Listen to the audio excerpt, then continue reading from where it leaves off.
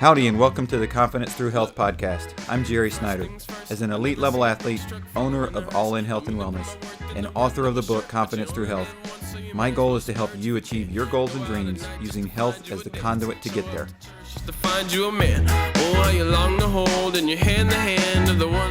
So I want to take a second to thank our sponsor for this episode, American Sports and Fitness Association.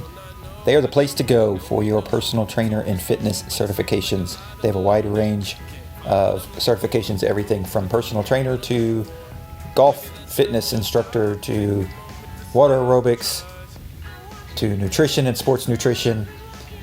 If you've been thinking about going into sports and fitness instructor arena, I highly suggest you check out the American Sports and Fitness Association. There's a link on my website, confidencethroughhealth.com. You can go there to look at other episodes of the website, but also check out their information. It'll link to their website, and you can check out more information about how to get certified as a sports and fitness instructor. Welcome to episode 88 of the Confidence Through Health podcast. I'm your host, Jerry Snyder. Today, I wanted to talk a little bit about a question really that a client of mine asked me in regards to sugar and in regards to, it was healthy drinks. She was trying to figure out, she's a new client, new on her health journey, trying to figure out what to drink. And she sent me a text picture of a typical sports drink saying, hey, is this something I can have? So she's in week 2 when she sent me this text. So it was definitely something that is still very new to her as far as trying to figure out this whole scenario. But when I answered her, it was, that's okay right now, but here's why it's not okay in the future. And that's what I want to talk about, is why those sports drinks are not okay, even if they say no sugar added, even if they say 0 calories, sugar-free, all of those things. There's still issues with those drinks across the board. One of the issues is there's commonly some sort of sugar substitute added into it. So they can say no sugar because they can say naturally sweetened with something other than sugars, natural sweeteners, but it's not sugar, so to speak. So the question then becomes, what is it and how does it act in your body? And is it good for you or is it not good for you? So I relayed a scenario to her, and I asked her, give me your favorite musician or musical group. And she did. So I'm not going to throw her under the bus with what her group was, but I'm just going to tell you. So when I was in college, and still to this day, like if I hear a couple of groups specifically on the radio, like I got to listen to those. One is Green Day, the other one is Metallica, anything by Ice Cube, things like that. So here's the scenario. So if I go to, a local, just a local artist who's going to play, whether it's at a fundraising event or an actual concert, or but they're performing, and let's say that they are known as a cover band for Green Day. So they're there, and I go because, hey, I want to hear some Green Day music live, even if it's not Green Day, right? So I go, and I'm sitting there and I'm listening, and I'm like, man, this is good. But it really makes me want to go watch Green Day in concert. Like, this is good, but it's not as good as the real thing.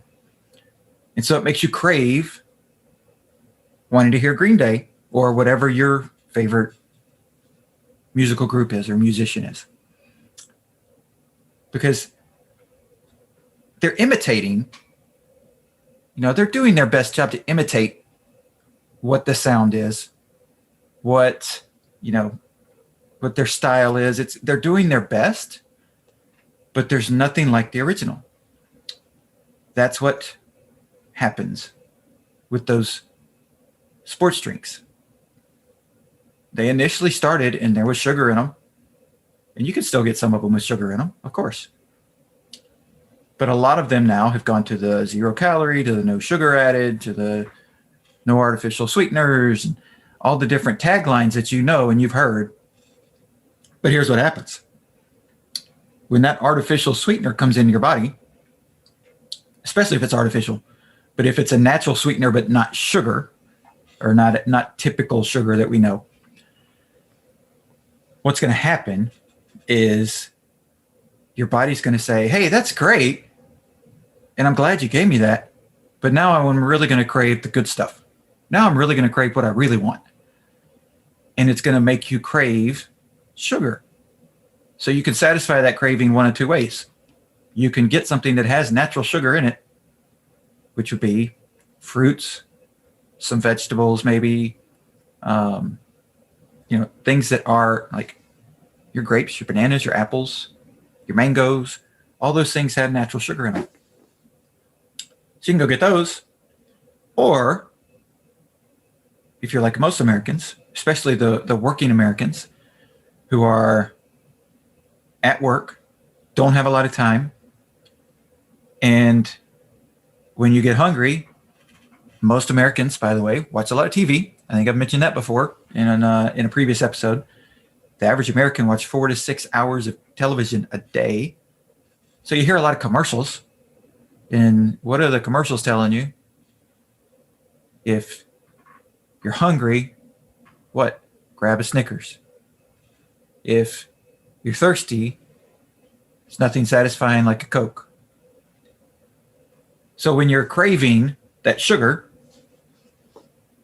because you had a sports drink with your lunch, or after you worked out in the morning, you had a sports drink, then you went to work, a couple hours later you're craving, and you're like, I can't figure out why I'm craving. You're craving because that sports drink gave you a little bit of a taste of what your body wants, but not enough. And so when you're at work, do you there's some places to do, but do you have fruits and vegetables available? Or do you have a vending machine full of sodas and very non-nutritious, sugary snack foods? So you go for the sugary snack food because you're starving and you're craving and you can't handle it, and you don't have any discipline to be able to withstand that. And you don't understand what's going on in your body. So you don't understand what is happening. You just know your body's telling you you need something. You're craving something. So the gist of it is, if you don't give yourself the fake stuff, you're going to have fewer cravings. That's why you can go and eat fruit all day long and not crave the sugar. The fruit has fiber in it, and when that sugar and fiber is combined in your body acts differently with it. It processes it differently, and it acts differently because of it. And you don't get the craving. When you get the sugar without the fiber, you get the craving. When you get artificial sugars or artificial sweeteners that are supposed to mask and hide for those receptors in your body, those cell receptors that are looking for those sugars, when you don't get that, but you get something else, it triggers, I want the good stuff. Hey, that was fine, but I want the good stuff. So we all want to hear our favorite musician in concert. We would love to do that. We would love to hear them actually, perform in concert, live, in person. It's not always possible. And when we go for the substitute, it actually makes it worse. And that's what happens in your body. So knowing that, they say is knowing is half the battle, right? Knowing that, now you can look at food labels and understand if this has artificial sweeteners, absolutely. If this has natural sweeteners that are not sugar, that are processed corn syrup, stevia, things like that are natural still, but they're not just straight sugar. Like sugarcane sugar is actually one of the best things when you're looking at sweeteners. That's the way to go. Now, I don't necessarily recommend you do that a lot, but if you're going to sweeten your food, sweeten it with the top stuff. Don't sweeten it with the fake stuff. Now, you're gonna have to deal with that. There's consequences to doing that. But why go bottom shelf? You might as well go top shelf. If you're gonna do it anyway, you might as well do it and not suffer the cravings afterwards that are then going to compound on the issue that you've started. You're just compounding in the wrong direction, in a bad direction. And so that's why when I get people and I tell them, here's the things you're cutting out of your diet. Here's the things you have to, and they're like, oh, that okay, I can do without that. I can do without that. That's fine. And their cravings go away. And that's why you've got to cut the things that are triggering the cravings, not the things that you're craving. You've got to cut the things that are triggering the cravings. Because we all know, we've all heard it. I've preached it, but I know you've heard it, that certain foods are bad for you, that processed sugar is bad for you, that this is bad for you, that that's bad for you. But yet 70 to 80 to 85%, maybe more, of Americans consume that stuff on a weekly basis, even though we've been told and told and told it's not good for us. And why do we do that? One, because it's made available. And two, because our cravings are so strong and we can't hold back from that. So how do we hold back from that? Once it's triggered, what do we do? Because that's the second piece of the puzzle. One is don't trigger it. And if you can go about not triggering it, you're going to be much better. But once it's triggered, then what do? Do you just give in? Do you just say, oh, well, I might as well just fall off the wagon, and there goes my diet. There goes my health plan, my meal plan. Or do you say, here's what I do when I get triggered? Okay. What do you do? So one of the things you can do is consume water.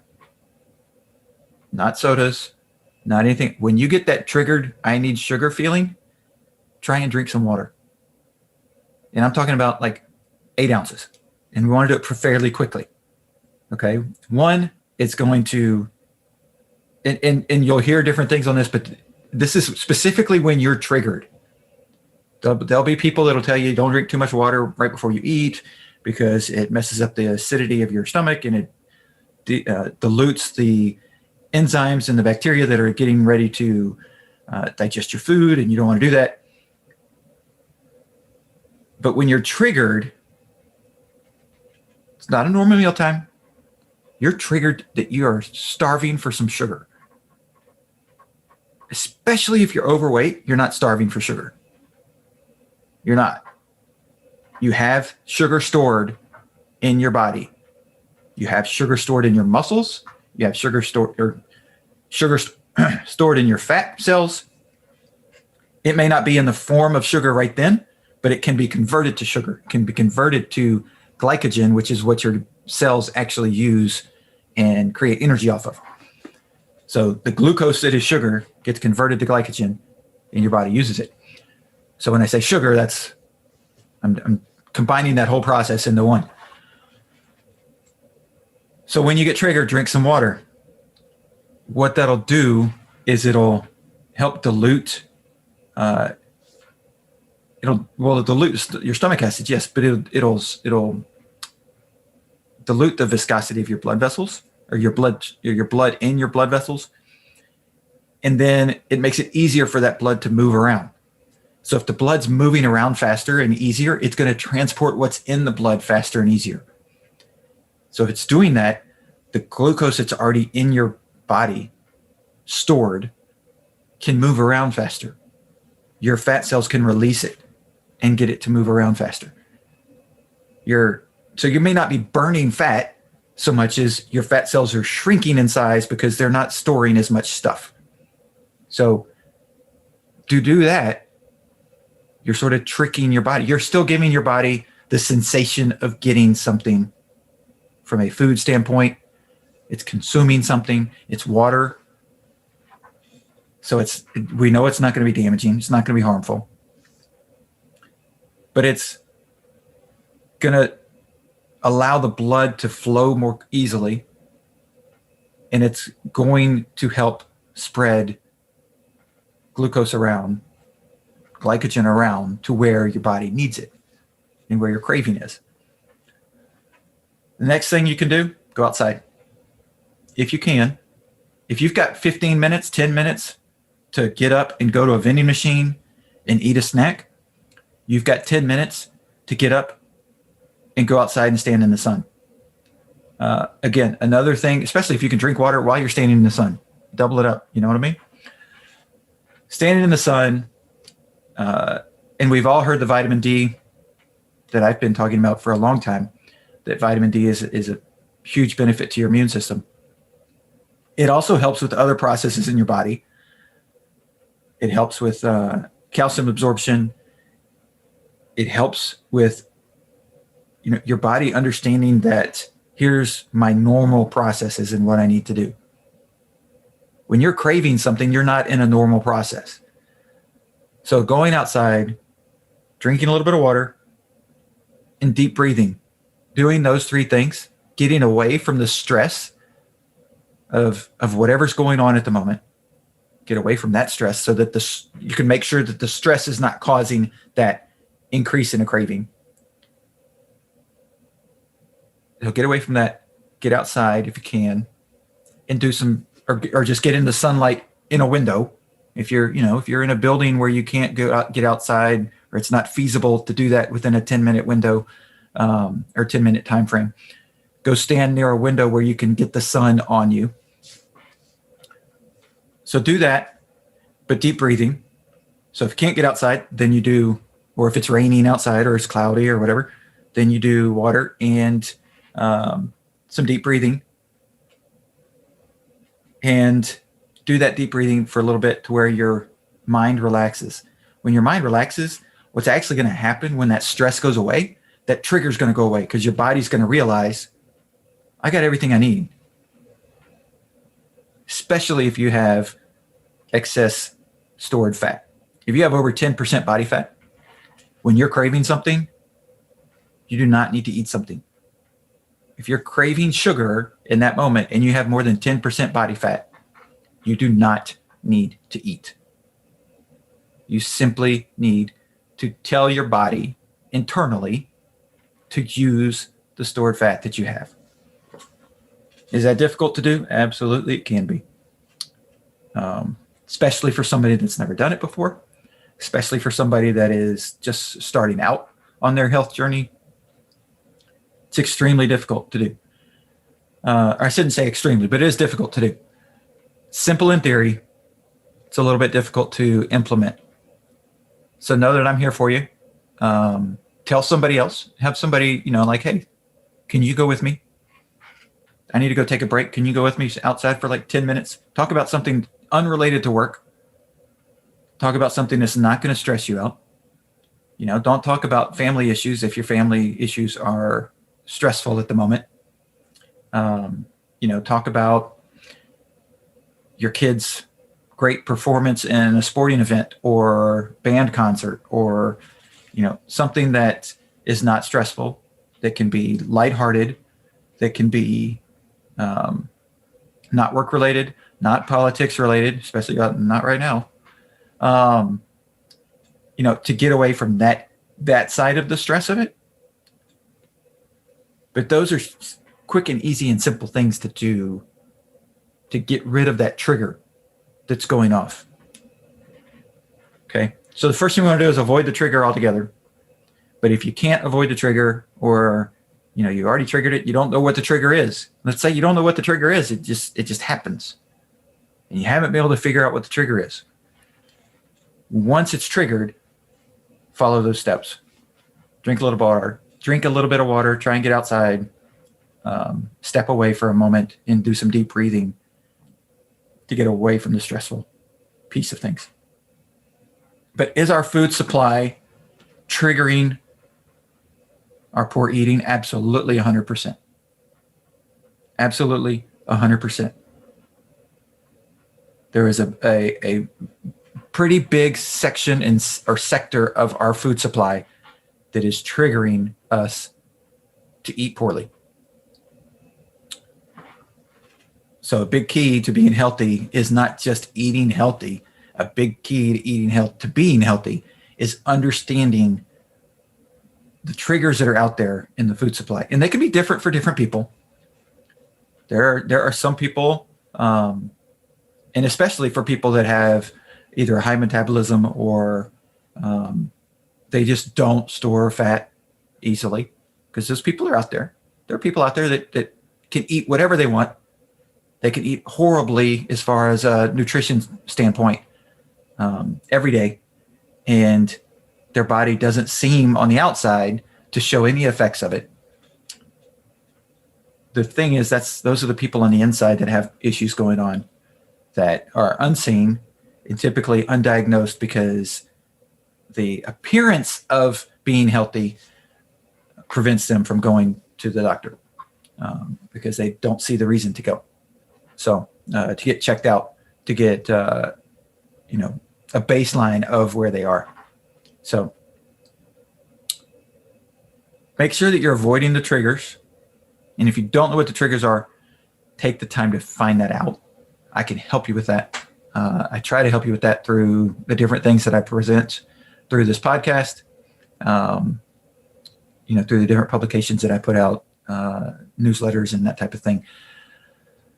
Is trying to help people understand where the triggers are, what their issues are with food, what their issues are with nutrition, and how to prevent those triggers from taking them completely off track. And I sort of alluded this before, when you get to that point where you go off track and then all of a sudden you say, screw it, doesn't matter, the rest of the day is just gone, I'm just going to waste it. You don't have to be that way. You can make a mistake. You can fall to your trigger. The trigger goes off. You follow through with it. You eat whatever it is that you're, unhealthy, that the trigger is causing you to crave, or drink whatever your, craving is. You can do that for your snack or your lunch or whatever it is. That doesn't mean the rest of the day is gone, so you just have to throw it down the window and just eat whatever the heck you want. That just means in that moment in time, you just need to start over. And that's okay.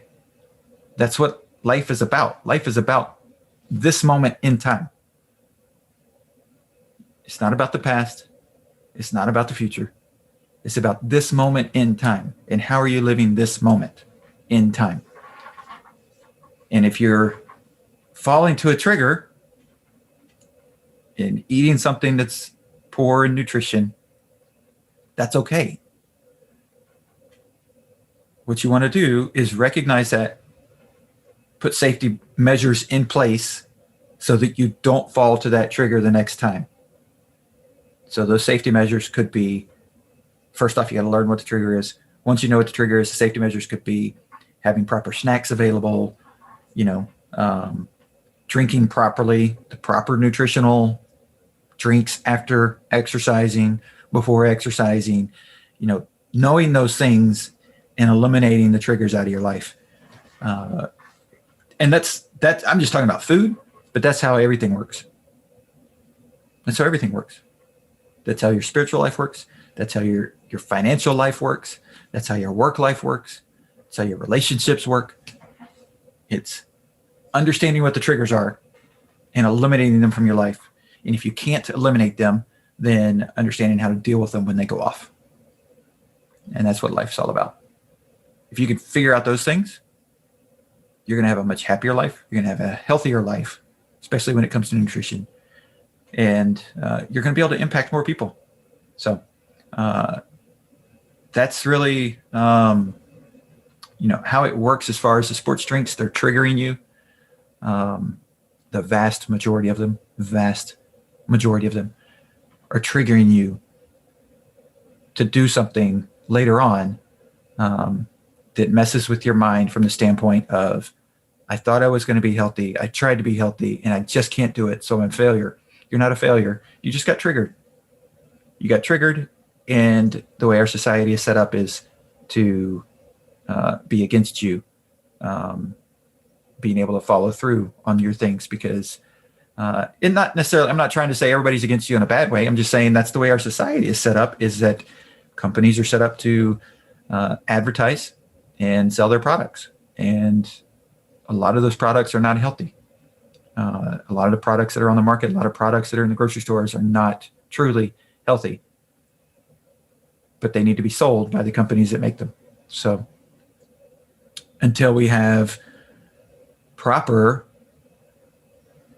regulations around what is a healthy food and what's not a healthy food, and understanding that, and I'm talking about, this goes back to the 60s and 70s. So this is not a new thing. This is something that's been around for a long time. We went down a long, bad road with our food supply. And if you understand your triggers when it comes to the food supply, you're going to understand how to shop. You're going to understand how to eat. And you're going to understand how to react when those triggers goes off. So thanks for jumping on and listening to this episode. Please leave me a comment or share, on Apple Podcasts. Leave a comment. I'd love to be able to reach back out to you, answer any questions that you may have.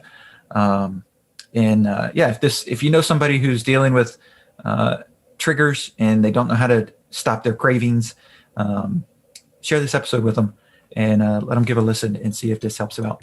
So we'll talk to y'all soon. Be healthy. Thanks for checking out the All in Health and Wellness Confidence Through Health podcast. Our goal is to use health as a conduit to help you reach your goals in life. A little lighter than me. I'm about to black out. Her grip is getting tighter on me. I think I like it deep inside. I feel the fire in me. She like the milky, see me creaming to the coffee in me. She got soul in her sway.